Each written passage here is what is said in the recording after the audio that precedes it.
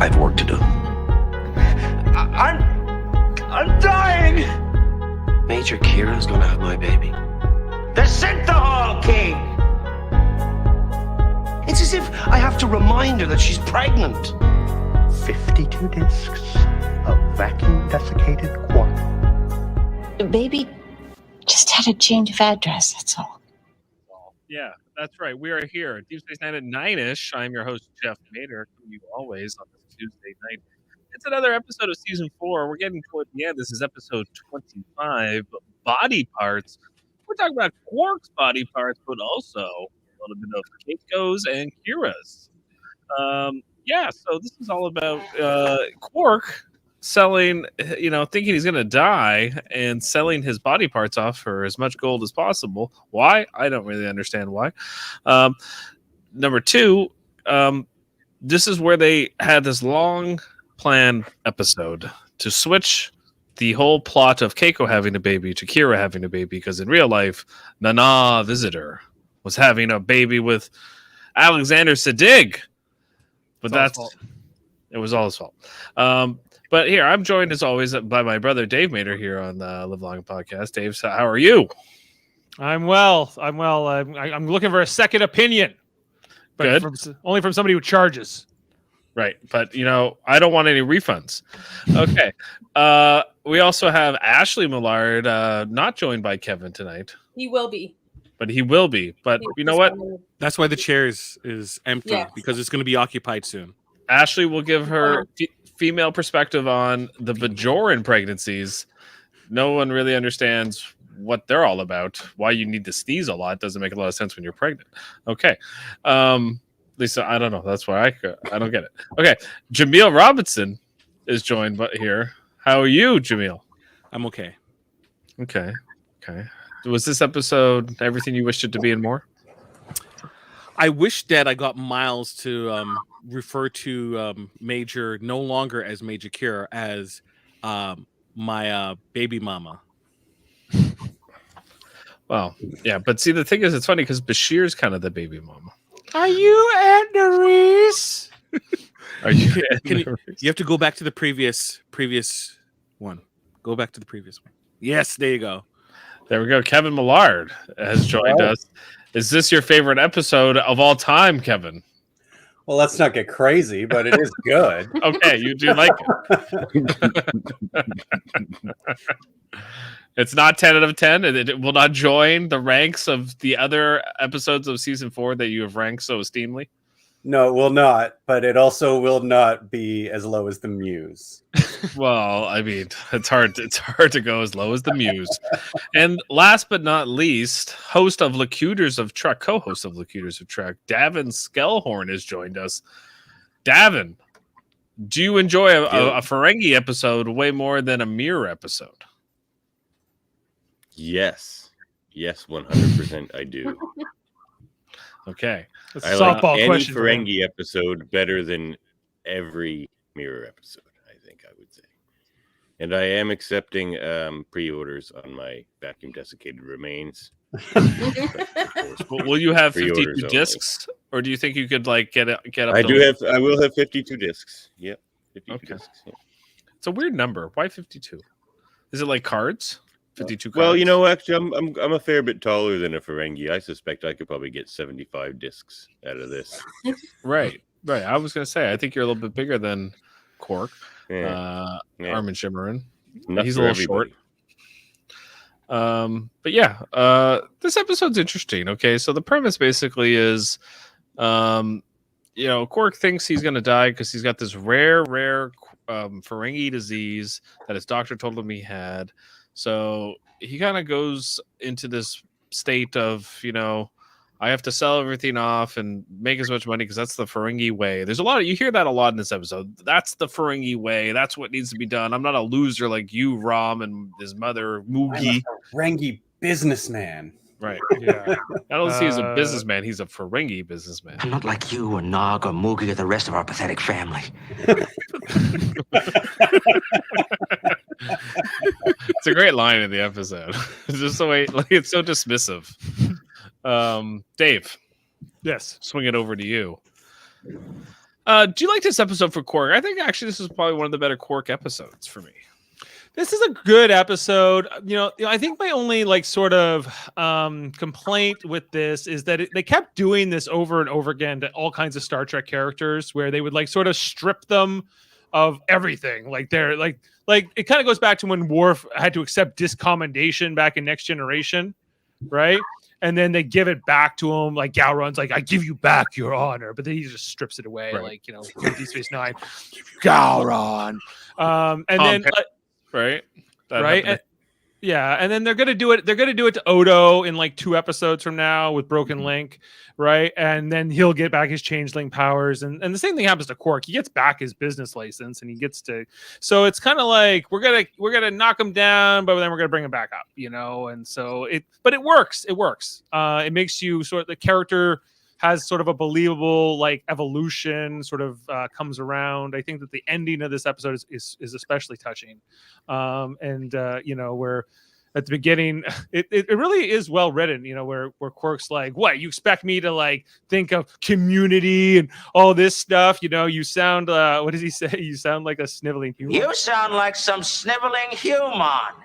Right, but then at the end when he's down and out and he's got nothing left, not even the shirt on his back, the crew comes through for him and they help him rebuild, which I think is really nice. So even though it doesn't really change Quark that much, but we don't want him to change that much or he wouldn't be Quark either. So a lot of good things. I think the stuff with O'Brien and Kira, it just kind of gets thrown into this episode, because it needed to happen here. But this story could have just been this, I think. Could have just been the Quark, the Quark storyline. Yeah. The O'Brien stuff, I feel like it was just one of those things they didn't plan on, and it was just we have to do this episode, and it feels that way for me. Kevin and Ashley, does it feel that way for you? Do you like the O'Brien, Keiko, Kira storyline here, or do you feel get me back to the Quark stuff? I think it's really clever, a clever way to deal with a pregnancy in the show. But no, I don't care about anything that's going on in this specific episode with them. It's just an explanation of what's going on. I'm waiting to go back to Quark. Yeah. Okay, Ashley, are you engaged? Are you all in on the Kira, Keiko of it all, and a little bit of Brian? You like it? Okay. Yeah. What do you like about it? Like Kevin said, I think it's an interesting way for them to, instead of having Kira be pregnant, like her character be pregnant with her own baby. I think this was an interesting way to write in her real life pregnancy. They did it a lot better than a lot of other shows do it. And it's kind of, I like watching her be super awkward with the O'Briens. Do you know what I really like is the bewildered look on O'Brien's face throughout the episode, where he's like, "Oh, so Kira, when are we putting the baby back? Kira's having our baby. Oh, just the whole there's a lot of that from him the whole episode. So I enjoy watching O'Brien kind of squirm. Yeah, Major Kira is gonna have my baby. I like in a few episodes or so when Kira and him get too close and they start being awkward around each other. Yeah. Yeah. I think that kind of is the genesis of that is from this episode where they're oh, that was kind of fun where we made O'Brien feel super awkward throughout this whole episode. Let's do that again. We figured out that relationship. Yeah. Okay, Jaemeel, let's swing it over to you. What do you make of Brunt in this episode?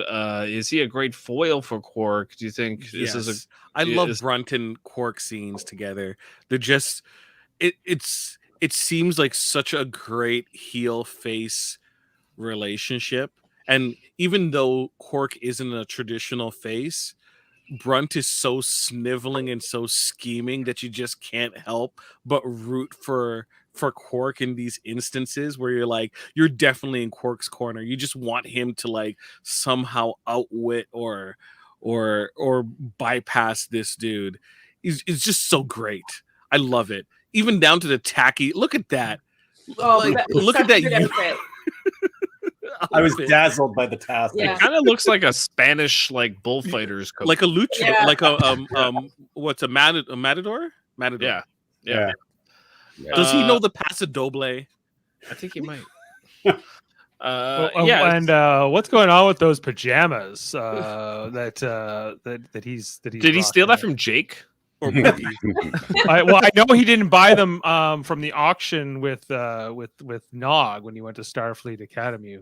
I don't know about you, but I'm buying these pajamas. Pajamas. Ferengi's love pajamas. I don't know why. I don't know why. I don't think we'll ever Everyone know loves why. pajamas. Yeah. Okay. So we have. Okay, so the whole premise of this is that basically, he sells away his 52 discs, and he thinks that Nagus would be the only one with enough money to buy the 500 bars of latinum, but actually it's Brunt, and which kind of makes sense. Like his biggest enemy is the guy that's going to use this as kind of like a basically like a blackmail scheme over Quark to throw away his honor, basically his business license. Davan, swing it over to you. What do you make of this whole power move from Brunt? And do you think Quark kind of like has to really wrestle with like his identity here, or is it like does Rom kind of remind him like, you know, like that's not what's important. What's important is your life and the friends and not your money. And you know, like is that the moral of this episode? You asking me? I don't know. Yeah, I'm asking. Yeah, swinging it over to you, Davan. Oh, sorry, my connection went bad. Did there it for a cut out? second. So I missed the first bit of your sentence. But you're asking me about the moral of the story? Yeah, that's The moral of the story. Yeah. Your friends are your assets. Your friends, your family, your connections with people. You know, Latinum. Well, you know, Latinum never tarnishes. I don't know. I'm having second thoughts now. I got my book of rules right here with me. So let me. I'll consult. They're just suggestions of acquisition, really. So it's Davin, Number 19, satisfaction is not guaranteed. Davin, what's the 44th rule of Satisfaction acquisition? is not guaranteed here. 44. What's 44? Never confuse wisdom with luck. It's a good rule. Well, that's a good way to put it, I guess, here, because is Quark lucky here, or is he smart? Is he wise? Dave, what do you look? How do you look at this? Do you think he is wise here, or do you think he kind of goes against all his better judgments by the end of this episode and says, you know what, I'm just gonna do this because I hate Brunt and I want to tell him I'm gonna kill him if he ever comes back to my bar. That's kind of like what I got out of it, anyway. That's what you got out of it? That's kind of what I got out of the ending part, where he's like, I'm gonna tell you, fine, you can strip me of everything I have, but don't ever come around me again, basically. So that was his big. Will. I know. I know an assassin. Yeah, he does. He knows Garrick, and we'll get to the Garrick of it all. Yeah. What do I take from it? I think that Quark had to make a choice. You know, what did he want to live, or did he not want? What was his life worth to him? What was his sort of his belief in the doctrine of Ferengi society? How far was he going to take that? You know, and it kind of culminates in that dream where he's got like the angel and the devil on his shoulder, and he's kind of trying to decide what to do about the whole thing. You know, and so I think that. But is Quark smart? No. You know, like I just use the word wise. Yeah, he's not wise either. You know, just the whole. Haven't you ever seen a dying man before? And he says, well, it only strikes 1 in 5 million Ferengis. It strikes only 1 out of every 5 million Ferengi. I finally beat the odds. But he says, well, maybe get a second opinion. Why would I bother? He's the best doctor. Bashir. How good could he be? He doesn't even charge. He doesn't even charge. Well, yeah, and then when he finds out that he doesn't have the disease, he's so happy because he could sue the doctor now for malpractice rather than It means I get to sue Dr. Orvax for malpractice. Yeah. And then right after he does that, he goes, "Oh, and I get to live."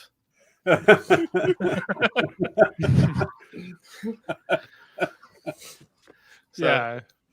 I do think that the episode is definitely trying to make a point here with how doctrine can cloud doctrine of money or religion or traditions or culture can cloud even like the most basic instincts of self-preservation, which I think is an important message because I definitely think that's true, especially in today times. Yeah. Jaemeel, what elaborate. Elaborate. Let's say what science. I don't believe in science. I believe in a higher power that's going to protect me, even though I also pray upon this higher power to protect the pilots to fly me from point A to point B, to look after the hands of the surgeon who does surgeries on me. But the same higher power, no, they don't believe in the science that the scientists use to cure me of the ills that I've had from when I was born to now. But I'm picking and choosing what to believe in all of a sudden because why Yeah, no, that's a great point. Like a lot of people like to pick and choose, and I think that's what we have here is Quark has the dilemma of picking and choosing what he's comfortable with. And likewise, we have O'Brien in the situation of like having to like not getting that choice of picking and choosing. It's just this situation has fallen on his doorstep of now Kira's carrying his baby, and he's kind of at this like point where he's like he just has to accept it and roll with the punches. And I think Quark has to not. And Keiko does too. And Keiko too. Yeah, I forgot about Keiko. Keiko's like, yes. Keiko's like, I can go back to Bajor with Sabar. Sabar. Give me a sec. 7 more months. Got an alphabetize. Look at O'Brien's face in this still though. Like he looks thrilled. Keiko looks very relaxed. Keiko looks relaxed. Keiko looks like this is the best. You just took a huge weight off my shoulders. Thank you very much. Go back to Bajor and your plants and Sabar. See if I care. I think it would have all right. What I don't really remember what happens. Does this baby become part of the O'Brien family? I don't really remember. Yes. Well, Yeah. Kira Yoshi. What's his name? Kira Yoshi. Kira Yoshi? They named him Kira? O'Brien. Okay, and then by the end of the show, is he what, 1 or 2 or what is he? Yeah, he's a year or 2 old. Yeah, like he's a baby. Worf babysits him. Yeah. Yeah. See, I forget a lot of these. These are the episodes where I'm like, ugh, skip. Okay. Is there a battle in the next episode? Okay, I'll watch that episode. So if we had D Space Nine season 12, we would have got the Luxwana babysits Kira Yoshi episode, and we missed out with that. Oh God! Yes. Well, that was a big missed opportunity. And Worf still disapproves. Another Waxana episode. I don't know if I could have taken another one. But that's just me. Dave, okay, let's get into the Garrick here of it all. Yes. Garrick is the assassin that Quark is going to hire to kill him because he needs... I'm sorry, he used to be a gardener. You're right. I used to be a gardener. Now, if you have something you want weeded, you let me know. Yeah, but that's kind of like a euphemism. It's kind of like saying, he's a cleaner. He's a, assassins have all sorts of different, plumber code names. Accountant. Oh, the garden thing's legit with him though. He was a gardener. He was just in the galaxy that can grow Edosian orchids. And he was a gardener. That was his cover when he was on the embassy on Romulus or something. Then he was there to assassinate Romulans. So he was a gardener and an assassin. Yeah, he could multitask. Yeah, his father was a gardener, so he learned the trade. Yeah, his father, Elam. Yeah, his father, Nabrantain. You mean? Yeah, I think that it's No, really his other father, Faja. He's I think it's really interesting that he goes to Garrick in this moment and he's like, I don't know, I saw him kill a Cardassian right in front of me in the cargo bay. Remember that? Yeah. When he was about to kill me. He was going to kill me and my Cardassian girlfriend and her dissident friends, and then he didn't. He killed the Cardassian guy instead. So he's seen Garrick murder people outright. Yeah, why not just hire a Nausicaan? Yeah. Well, it seems like I think maybe, I don't know. He never actually calls Garrick to call it off either, does he? Like that at least we see, like maybe Garrick's still planning to kill him to surprise him at some point. He's like, it was going to be way down the road, Quark. So I love this scene because he's not. You see, Garrick isn't going to help him, and then he says, "It's me. I want you to kill me," and he just smiles. He goes, "Ooh." Like, how do you want it done? Like, and that whole scene too, where they go through the holodeck, and it's like, the neck. It's too loud. It's neck. It's too loud. I don't want to see it coming or smell it coming or anything. You don't have these ears. Yeah, just like the whole. It's like poison doesn't work. If I know it's poison, I won't eat it. We're running out of options, Quark. You don't want to be vaporized because you need a body. The disruptor ruined your clothing. The knife was too savage. The nerve gas smelled bad. Hanging took too long. And poison. What was wrong with poison? It doesn't work. If I know the food is poison, I won't eat it. The nerve gas Don't tell them smelled the bad. poison's in it. It smelled bad. I like the knife was too savage. Like the way he does that. The disruptor ruined his clothes. He has to look good in the vacuum desiccated discs, I guess. Look, we all know for a fact that Quark did not really want to die.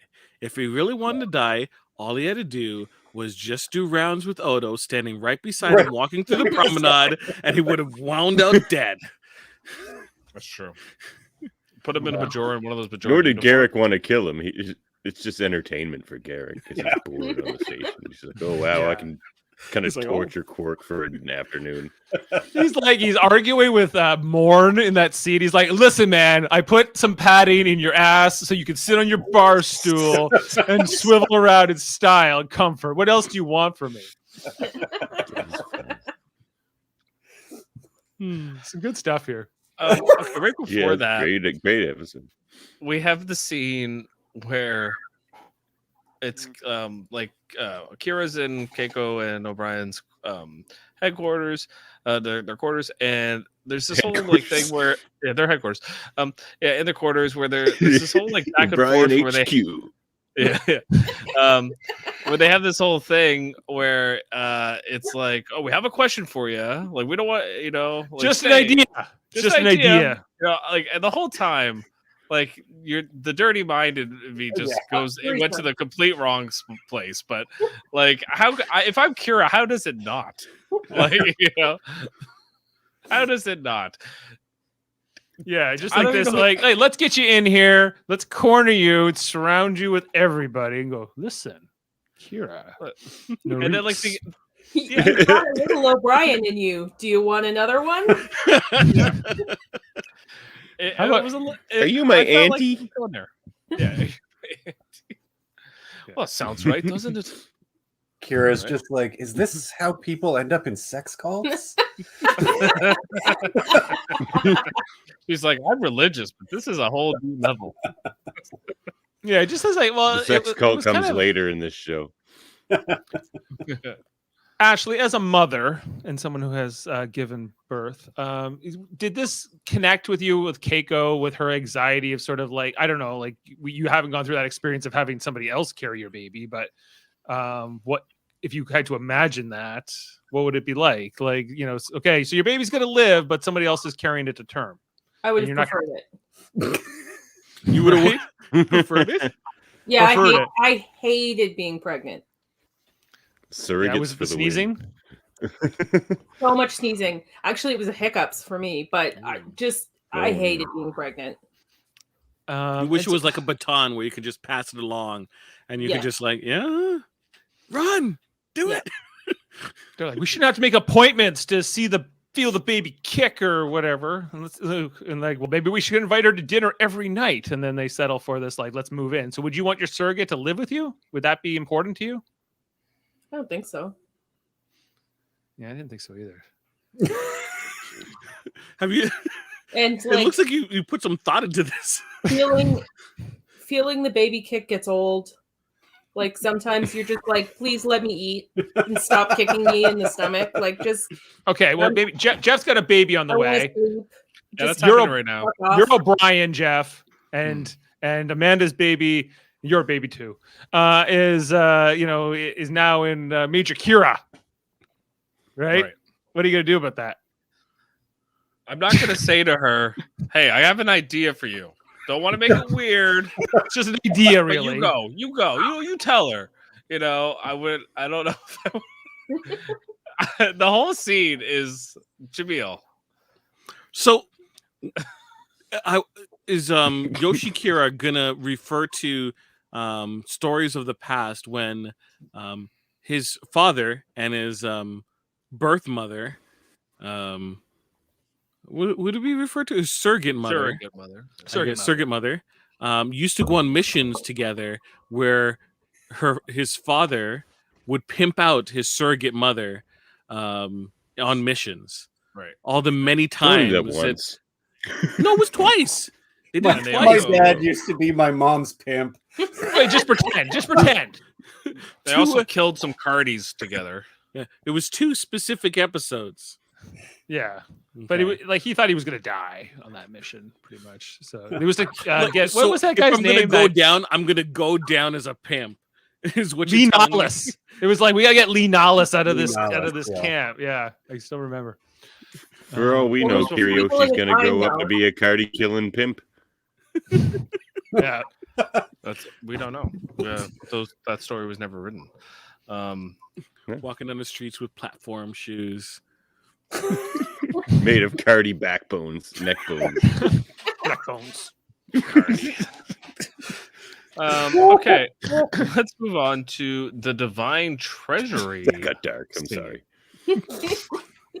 The Divine Treasury. So Quark thinks he's dead because Garrick said he would make it. He wouldn't even know he died. But then he ends up in this like lucid dream where the first Grand Naga shows up, played by Rom, just older. Max Grodenchek. Right, Max Grodenchek playing the older. What? Gint is his name? Yeah. It was like he's like the Ferengi Kalas, basically. Is he doing his best impression of like the current Grand Nagus? I think he's doing a Wallace Shawn impression for sure. Where is he? Here again. Yeah, he's kind of doing like a cross between Rom and Wallace Shawn, making his version of Zach. And it's an interesting kind of like it was like his come to Jesus moment, really. Like this is the Ferengi's equivalent to Jesus, to Kalas, to in Vulcan's case to Serac. Like there's doesn't at the end of the show Dave Rom become the Grand Nagus? Yes. It's foreshadowing. So is this all complete foreshadowing? Is this actually what Rom will be like? You think he'll have all that hair growing out of his ears too? Probably. I mean that's probably accurate. Yeah. So yes. All in all. Okay. Except Lita's not by his side. Well, she might have been dead by then. No, Brunt is there though. Yeah, Brent was just there. He's like, I'm a dream, and I could be here too. It's just, and then I'm gonna kill you. Yeah, but I think there's some truth to the fact that like everything that Quark wants, Rom's gonna get, and like almost like Quark's subconscious knows that. Davan, do you kind of see that here in this scene? Well, Or is I never it- quite thought of it that way before? That's interesting. I just think it was because he doesn't know what Gint looks like. So he just like, superimposed Rom. Just superimposes. he could have Yeah. he could have made it. But- He could have made it Zach, but they would have had to bring in another. Maybe I actor. didn't think deep enough about that scene. I think there's I love Brunt though. Like, He's doesn't such even an look like Chevy ass. Combs when he He's plays such a Brunt. dick.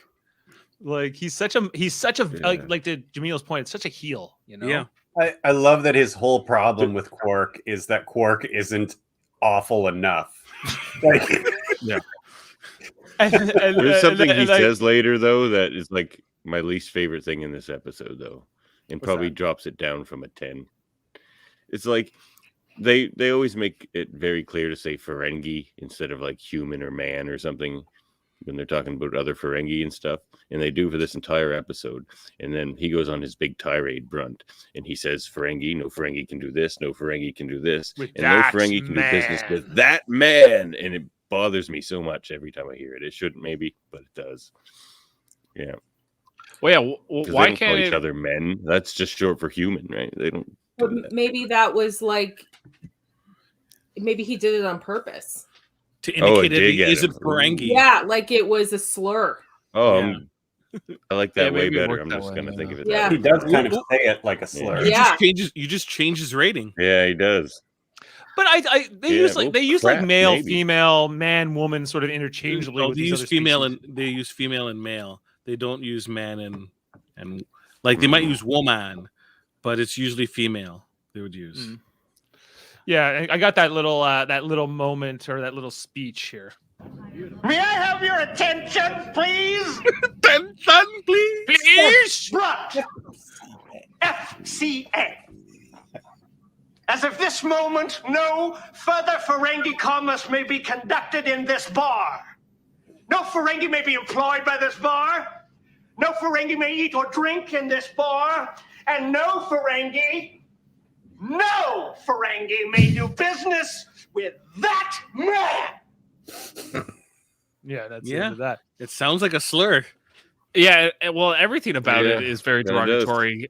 Like he slaps the like thing on the wall where which I guess Sticker. bars the Ferengi from going in there. It's all very like symbolic, but in what way does this really like have any like real power other than that it's like these are the laws of they're not on Ferenginar. But Like why Rule should of acquisition number 17. A contract is a contract is a contract. Right? But only in between Ferengi. Ferengis, exactly. It's but and It's that, an that would unbreakable contract. You can't that break would it. imply only, of course, male Ferengi because only males are allowed to do business, right? So, like, I think it. I guess it's like, they're allowed to go off the planet too. So, but like, why wasn't Rom like excommunicated from Ferengi Society for forming a union? he wasn't he? He doesn't care.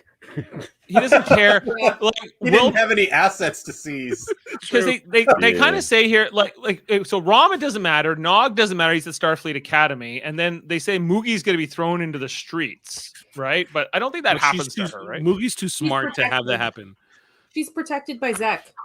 Yeah, And too savvy on her own. Yeah. Right.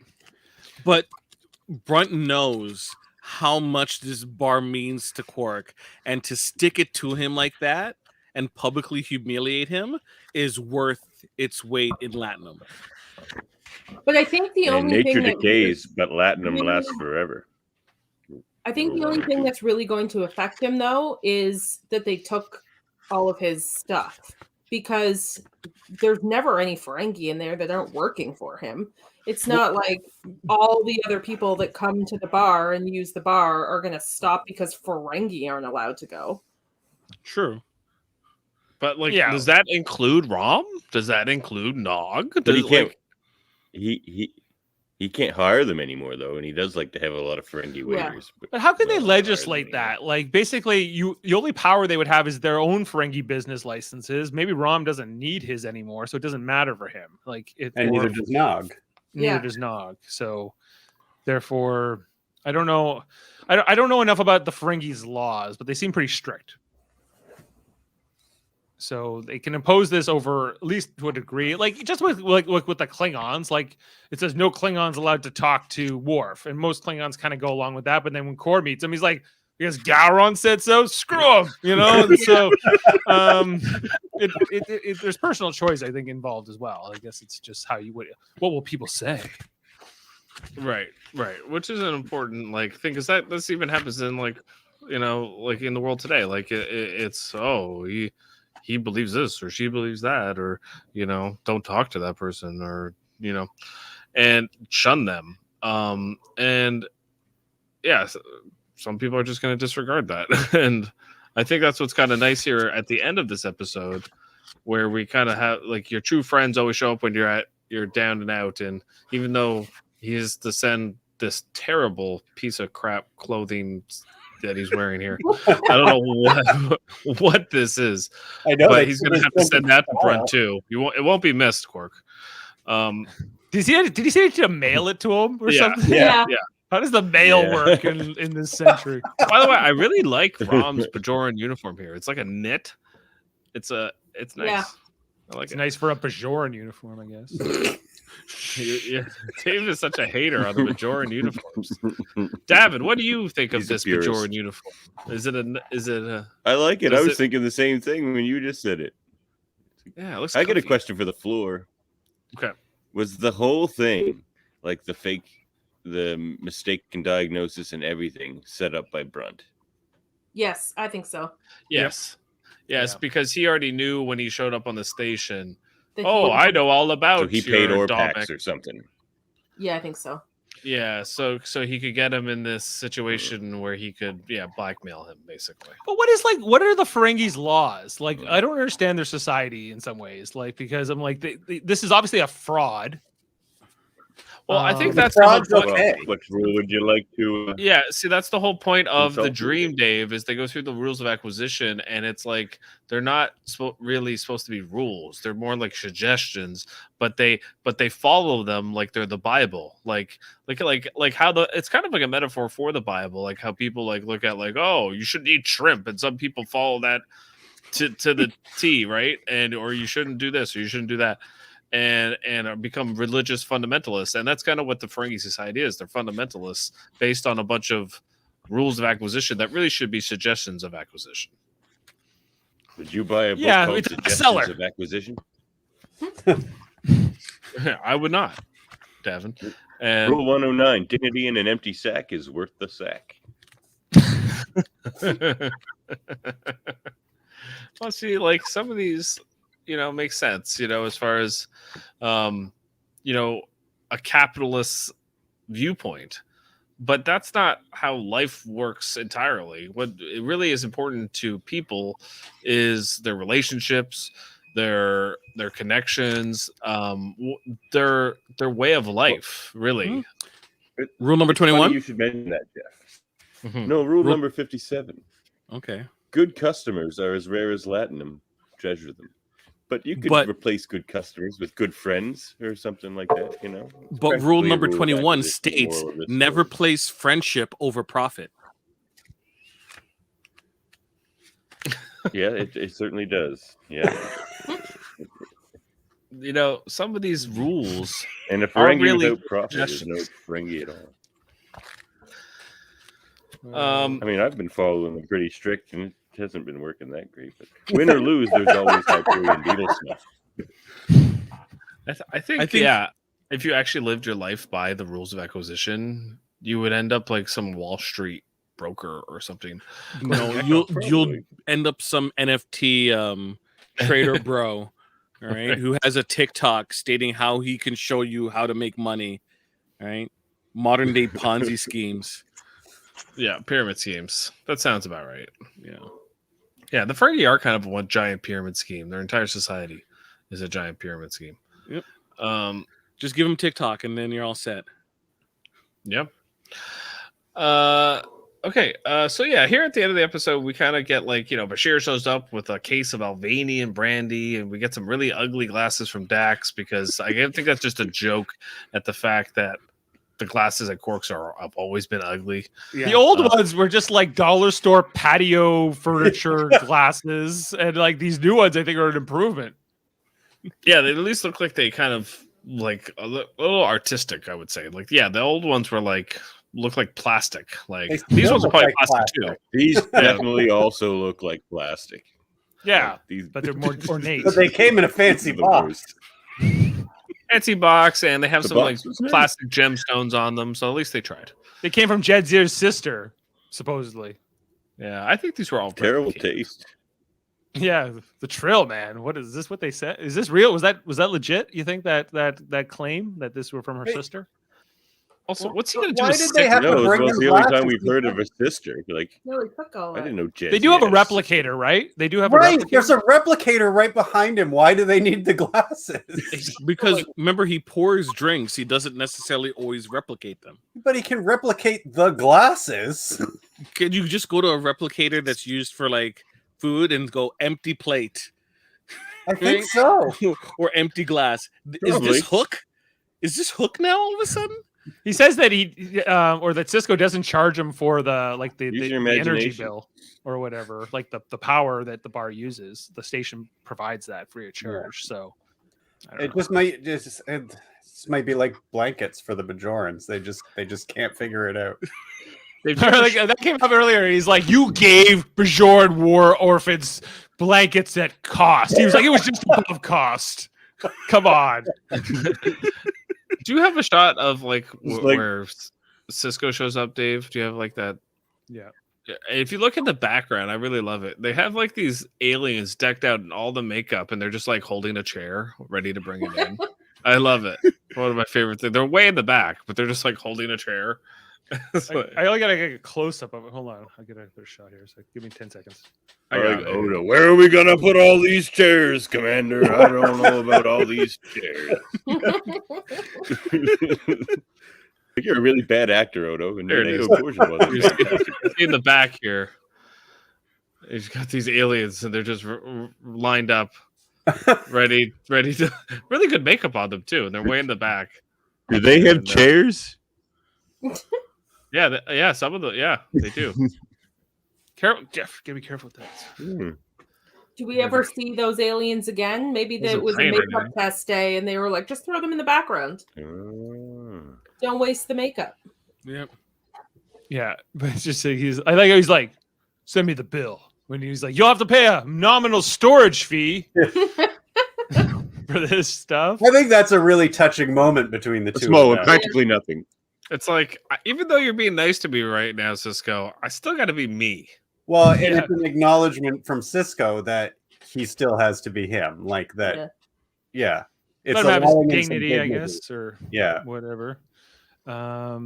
Yeah, I guess, but don't forget, like 2 episodes ago, it was Quark was running those ads through like the station's like The walk computer. run. That's my favorite. I love those ads. Come to Quark's Rush's Fun. Come right now. Don't walk. Run! How did you do this? Oh, I love the part where my name rotates around.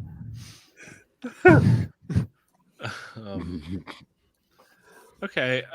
Anything else you guys kind of want to say about this episode before we get over to some double F? No, I think I like how awkward Cisco No, I was need in you the to say beginning. something. Yeah, go ahead, Devin. Cisco in the beginning there when Bashir's telling him and O'Brien that the whole baby thing happened. Oh yeah, And that was great. Cisco's just as awkward looking as Bashir as O'Brien. He's just like, but the bottom line is that it worked, right? Yeah, that was the He's best just part. like so nervous about the whole thing. he's like, it's all good, right? And so I don't know why Avery Brooks directed this episode, so he's not There he in it is. a lot. Yeah. But he pops in here and he's just kind of like, oh, this is weird. It's almost like he's negotiating a truce here between Bashir and O'Brien, because how dare Bashir put this baby into Kira? I also feel like Julian. it's a little bit of like, O'Brien, please don't freak out. Please, O'Brien, don't freak out. You were just in an internment camp for like, what felt like 20 years. So, please just be okay with this. Mm-hmm. Right? Yeah. A little bit of that. All right, Jeff, you got the double F? I got the double F. All right, do that. Okay. Fun fact number 1 here. The main story, which is the Quark story, is loosely based on William Shakespeare's Merchant of Venice. Wow, That makes chef's sense. kiss. Yeah, because it's like the contract Shylock makes with the whatever that guy's name is. Yeah. Horatio or whatever. I think is that Othello? I don't know. No. Pound of Flesh. Pound of Flesh. That's what I remember from Merchant of Venice. Okay. 3,000 ducats. 3,000 ducats. That's how Merchant of Venice starts. Sounds like a Ferengi. Okay.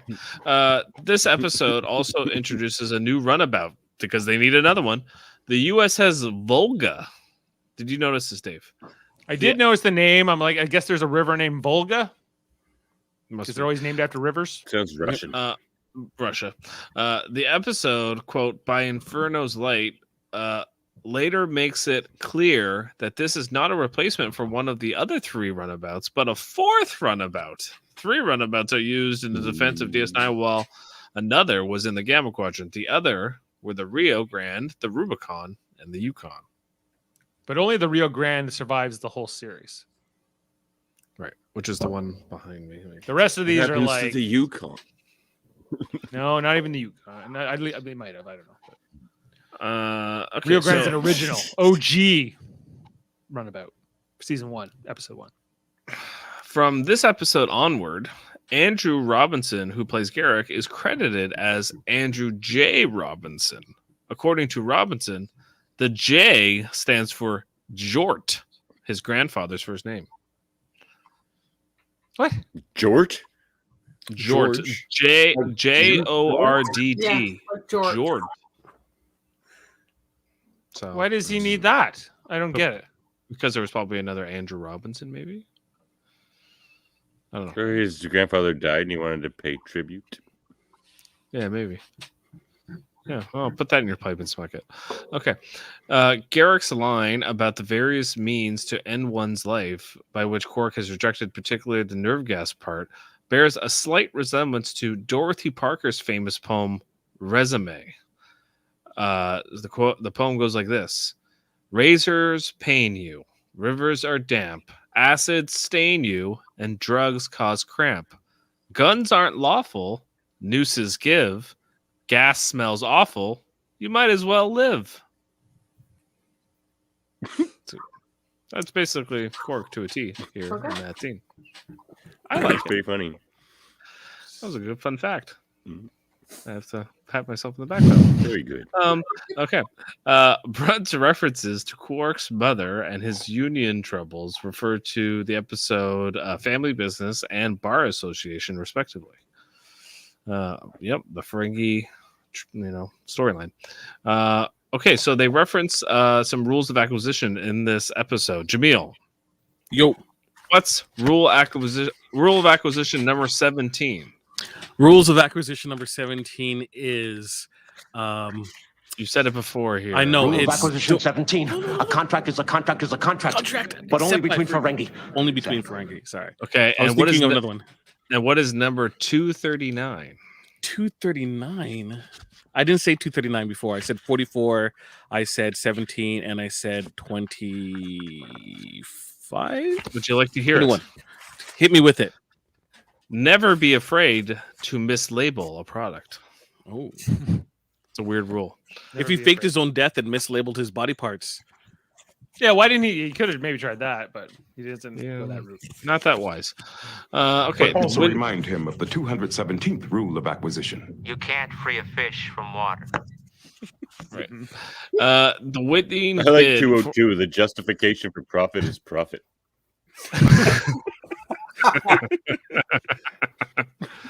the winning bid for Quark's vacuum desiccated remains is 500 bars of latinum, which is 10,000 strips or 1 million slips of latinum. This means that 1 bar of latinum is 20 strips, and 1 strip is 100 slips. At least. Well, what's a slip? The smallest form of. Is a slip Yeah, equivalent to a slips all the dollar? time. Is a slip equivalent to a penny? Yeah. Like, what is a slip? Yeah, it's like worth? a dollar. A dollar. So it's like a million Ferengi bucks. doll. Right. And there's this whole part at the in the end, or when after he does like the going sold or whatever, and he goes, it took me my whole life to become a winner. Where I got it right here. It took me my whole life, but I'm gonna die a winner. Yeah.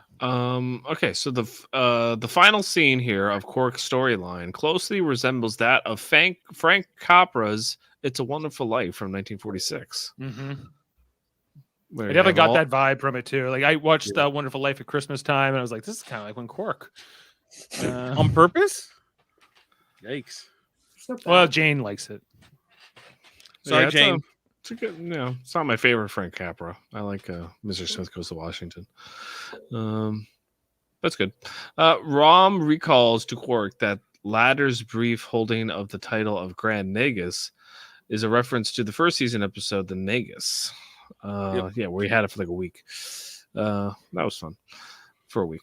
And then he negotiated. Yeah, he negotiated and then figured out it was a ruse or whatever.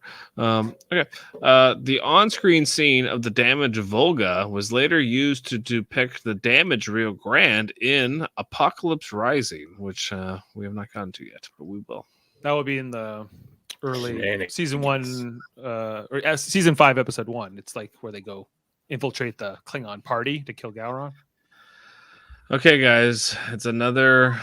I have to go through all the list of Jeffrey Combs is on another episode of Star Trek Deep Space Nine. So he has the distinction of portraying 8 characters. He has played Brunt, Wayun, Shran, Tyron, Kevin Mulkaki, Pank, Krem, a holosuite guest.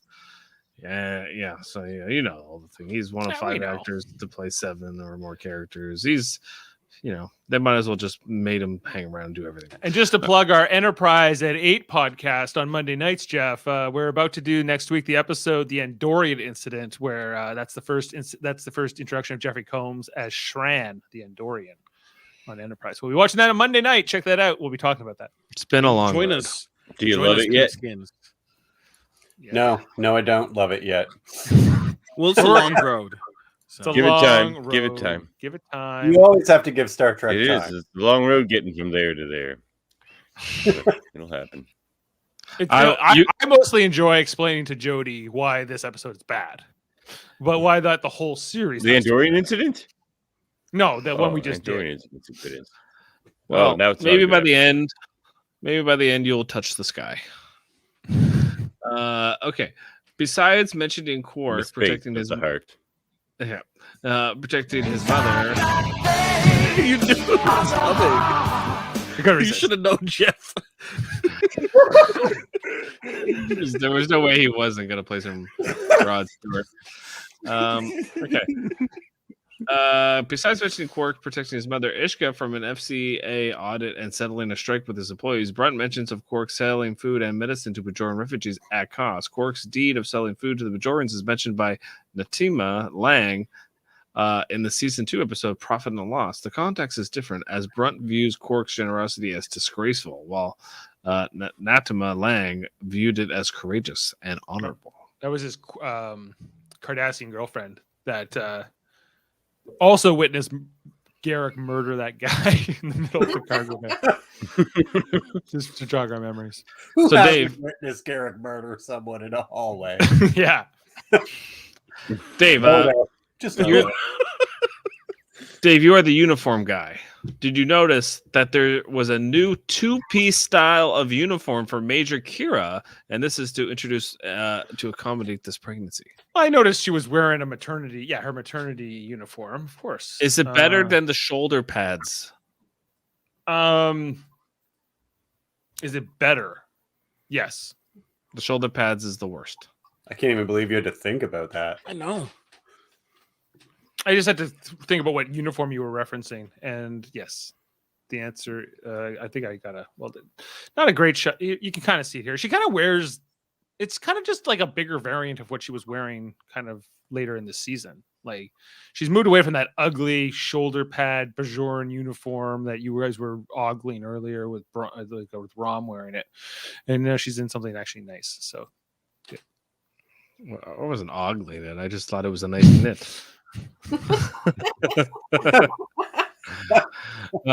FCA notice placed on the wall by Liquidator Brunt at the end of this episode remains in place until the 5th season episode Ferengi Love Songs, at which time Quark has his license restored by Brunt. So it's going to be up there for like a good while. Until when? Like end of season 5? Until like almost but yeah. Let me see what episode this is. Episode 20, yeah. So like basically a season later. Yeah. So yeah, it's kind of the same timeline for Odo, right? When he loses his changeling powers, like they make him into a solid. And then Worf never gets like the House of Moog back, but he gets to join Gowron's house, and he gets back into Klingon society too. Mm-hmm. It's kind of the same thing. Martok's house. Yeah. Yeah. Mm-hmm. Okay, and finally here on Double Left with Jeff, the storyline of Keiko O'Brien's baby having to be transferred to Major Kira's body was a clever way to allow Nana Visitor to continue working through her real life pregnancy, as stated in an interview. She didn't want to have to stand behind tables and wear a lab coat as other actresses have had to do in similar situations. Miss Visitor gave birth to her son by Alexander Siddig, Django El Tahir El Siddig. That's right. You heard that right. Django. During production, designed the assignment, though her character would remain pregnant until The Begotten from 1977. It's as if I have to remind her that she's pregnant. Thank you, Chief. And that's it for Double F with Jeff. Dave, let's head it on over to the ratings. All right, let's bring her up and rate this episode, Jeff. What would you give it? I give this like a 6.5. Ooh, it's not my favorite episode, so I can't rate it high. 6.5. That's it. 6.5. He's not a fan of the Ferengi stuff. I don't like the Ferengi stuff. He's pretty consistent in that regard. This is a 9, Jeff. Easy. Whoa. 9. Wow. Look at what the previous episode. That Also is a 9. not okay. You gave the last one a 9? Can I rate the last one too? Let's just go straight to his rating. 6.5. Seems spiteful. I would rate this a 7.9. Okay. Ashley? 9.5. 8.5. Davan? Oh, we can't hear you, Davan. No, you're still quiet. Put up fingers. He's got 10? 9. 9. 9. He's giving it a 9. 0.5. 9.5. 9.5? Okay. Wow. This is not a. We're off to the charade. Me and Jaemeel, the only sane people here. Even Jaemeel. It's a bit rich. Jeff, this is an 8.5 average. Yeah, that's too much. It's a good episode, but 8.5. I like this episode, but let's put some context in what we watched and what we know is to come. Yeah, like where you gripped your whole time with the Keiko Yes. and Kira stuff and O'Brien. Okay, where I'll you're go, like, I'll this go is to fantastic 8.9. I'll go to 8.9. We're not telling you to change your rating. That's it. No, Your you're rating shitting is on your your rating. rating. Yeah, there was that God, scene with Dave, Keiko. always And he's kowtowing to peer pressure. even that scene with Keiko, yeah, it kind of takes it down. All right. All right. So, and as mentioned, this is directed by Avery Brooks. I'd like just to kind of look at the writers: Louis P. DeSantis and Robert J. Bolivar. Teleplay by Hans Beimler. Kind of these are not names I see that often in Not the household credits. names. No. So kind of a different thing. But Jeff, what's the next episode? That's a good question. It is the finale. It is Broken Link. Yes, this is the episode where Odo is going to not be a changeling anymore.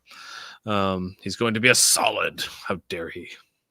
Yeah, he's barely in the. I was surprised about how little Odo was in this episode, considering it is it's so much about Quark and him getting kind of screwed. And you think like Odo would come to at least gloat, maybe? Yeah, not even once does he come and gloat. Doesn't even come to see him once. Doesn't even talk to him until the end. He's like, "Yeah, we'll get him some chairs."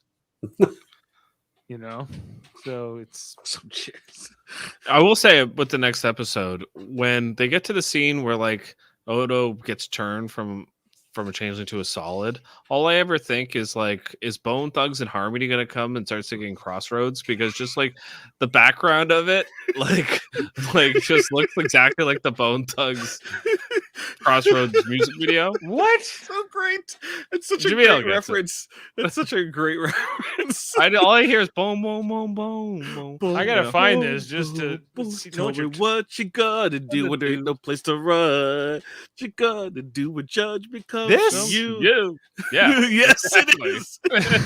It is. Go and like if we could put up the Crossroads music video. If you go to the end of the music video, it Yes. looks almost exactly the same. I'm more like disturbed about why is Odo such a hairless man? Like they left it, that's more the Look, he did the hair for pleasantries because people they're not seeing what's under the carriage.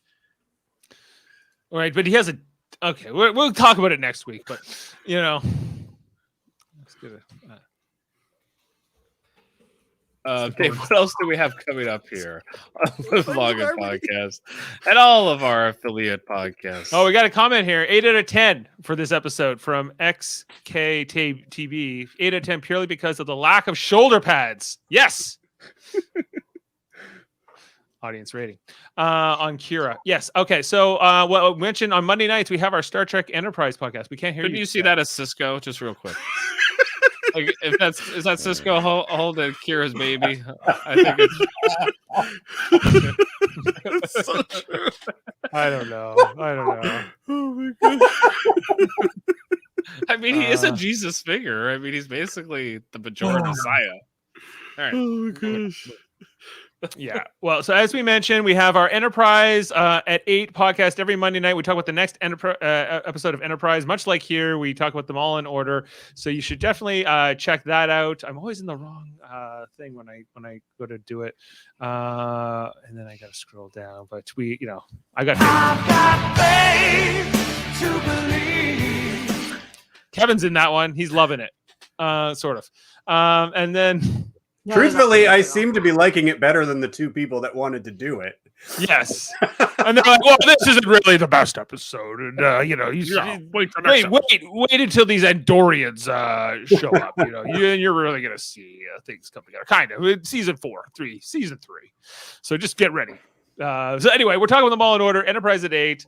It's a lot of fun breaking those episodes down. And then Jeff, we also have Thursday nights. We talk about Star Trek Discovery. Well, no, we're on hiatus right now. Star Trek Discovery's on pause. Right now, we're going back to Star Trek Prodigy, which will be releasing new episodes starting this Thursday. I'll be talking about that with Jessica Chan and Davan Skelhorn, who is here, who we still can't hear, right? You can't hear me yet? Oh, I can hear you now. Now we can hear you. So, Davan, we're going to be talking about Star Trek Prodigy, the new season 1, episode 6, as they're coming back after the break. Are you excited? I'm excited. Let's do it. What's the next episode titled? And it stopped. It was like, what? The next episode is called Kobayashi. Oh, not Firestarter? No. Oh, that's a shame. No, it's not called that. And then we also have. I get it. I get the reference. Thank you. Firestarter Prodigy reference. Yeah. You should also check out here, Live Long and Podcast. We have our back catalog of Star Trek radio theaters, and most recently Star Trek First Contact. We did a reenactment of. Everyone here played a different role. Commander. So listen to the live read, the edited version coming whenever I find a few hours a day to work on it. And so Dave, yes, the radio episode. The radio, Dr. Crusher is coming. Yeah. It's a podcast. It's a podcast about what? I never felt so Commander bad for her reading those lines. It was just like, oh my gosh, this is what they gave you. Do a dance. I don't care. Yeah. Right, and then also check out our other channel, Super Mater Brothers Podcasting. We are brothers. Not gonna flash the fancy new logo. I love it. Oh, I will actually. Yes, just give me a second. That logo is sweet. Came from our other brother, Rich Mater, for Christmas. Have the Millard seen this yet? I think actually has. I haven't seen it. Kevin, wait till you see this.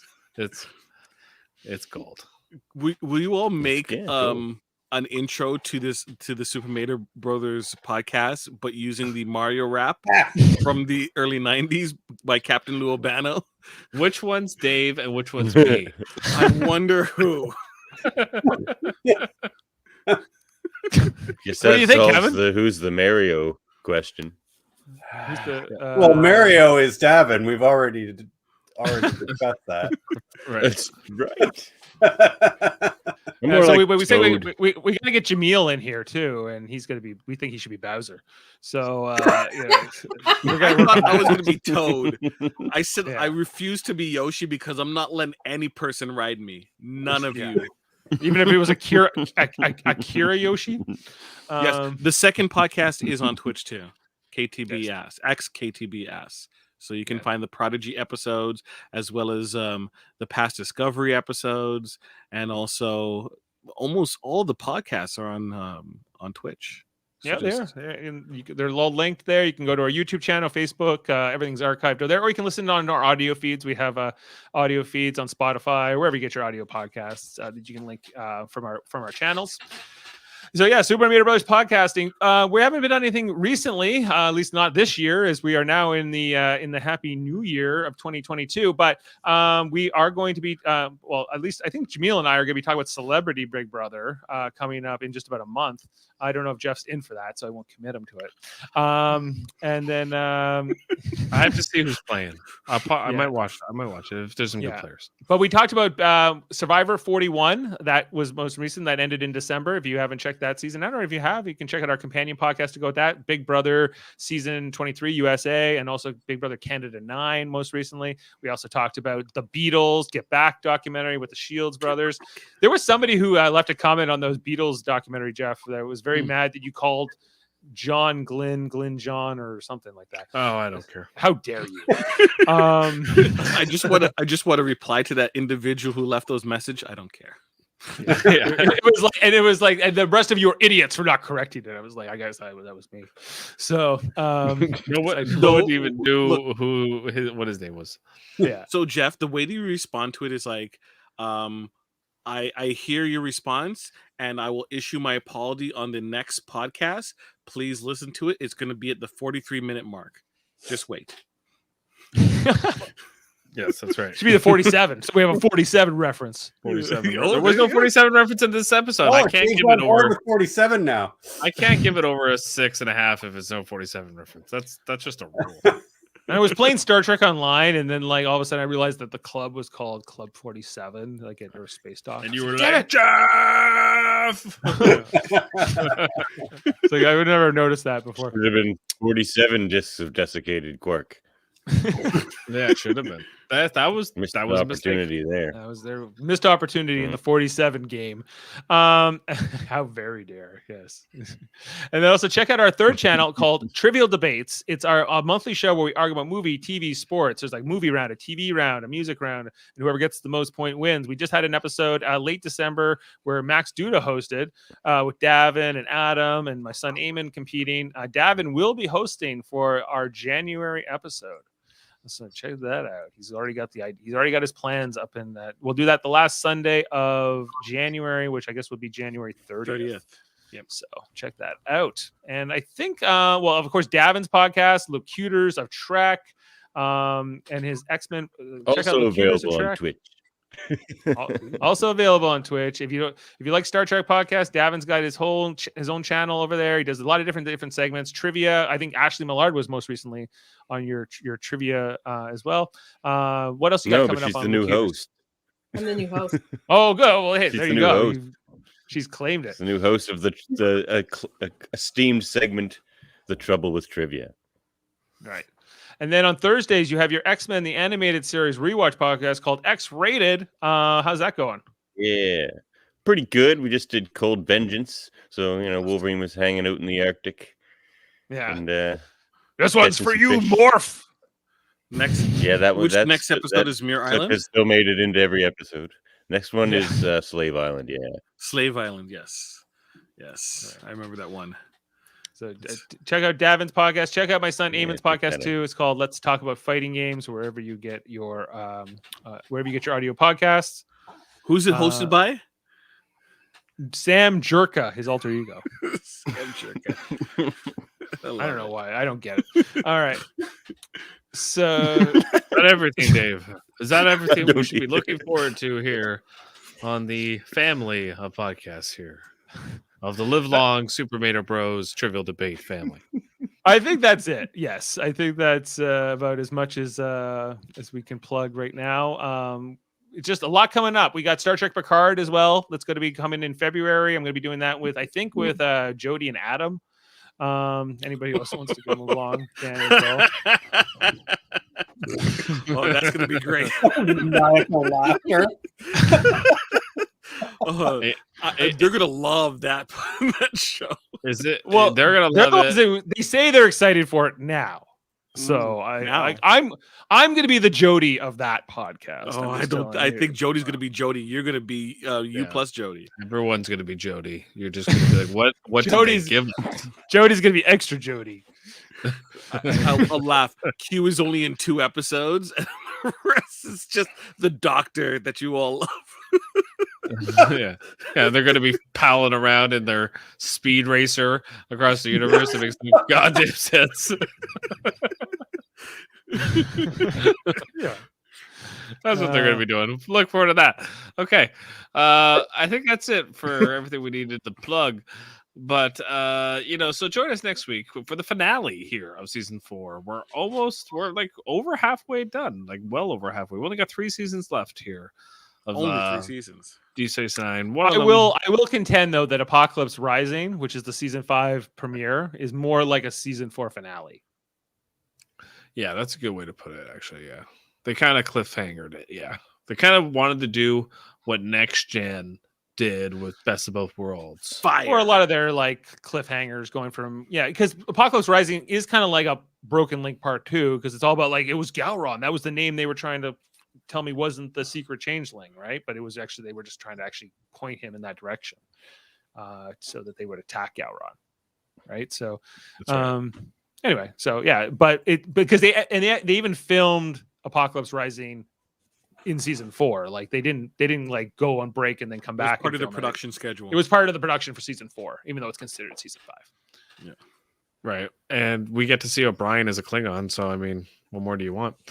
Yeah. But yeah, okay. So join us next week for that finale, Broken Link. Yeah, that's it for us here at Tuesdays 99ers. Thanks for joining us, especially XKTB. And everyone here on Twitch, YouTube, and Facebook. I have been your host, Jeff Mater. See you next week. And remember, Rule of Acquisition 101. Which is what? I don't know. It's not even in my book. Yeah, we don't know that one. 97. Enough is never enough. Enough. That's a great way to go out here. Did you see 109? Dignity 101. And Empty Sank 101. 101. 109's the Dignity one. Yeah. There is no 101. Here, 98 is every man has his price. Let's go out with this though. This made me laugh though. Do you know what she wanted to do last week? Repel to get fungus. It's as if I have to remind her that she's pregnant. I guess the extra weight, the morning sickness, the mood swings, the medical examinations, they aren't reminders enough. And he's just like, I've work to do. Is Dak saying let her repel and get fungus? I think so. Yeah. All right.